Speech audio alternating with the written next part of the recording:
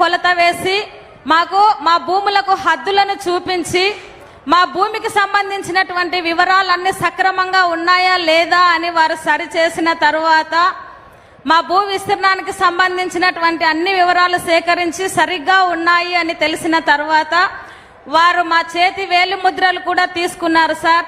తరువాత అందులో పాస్ పుస్తకంలో మా పేరు, మా మొబైల్ నెంబర్, ఆధార్ నెంబర్, మా ఫోటో అన్ని సక్రమంగా వచ్చాయి సార్.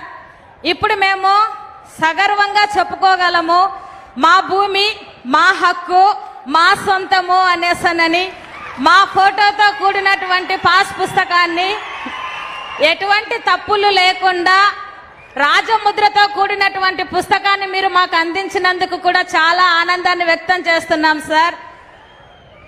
ఒకప్పుడు భూమికి సంబంధించిన ఏదైనా సమస్య వచ్చినా మేము బ్యాంకులకు వెళ్ళి లోన్లు ఏదైనా తీసుకోవాలన్నా కూడా ఆఫీసుల చుట్టూ ఎంతగానో తిరగవలసి వచ్చేది. నా భర్త చనిపోయినప్పుడు ఆయన పేరు మీద నుంచి నా పేరు మీదకి పాస్బుక్ రావడానికి నేను ఎన్ని ఆఫీసుల చుట్టూ తిరిగానో నాకు చక్కటి అనుభవం కూడా ఉంది అది. కానీ నాకు నాన్న భర్త ఎవ్వరూ లేరు సార్. నేను ఒక ఒంటరి మహిళను.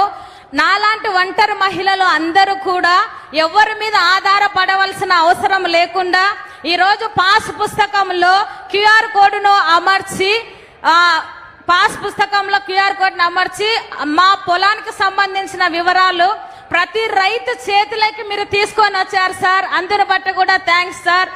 ప్రతి వివరాలన్నీ కూడా మన చేతిలోకి తీసుకొని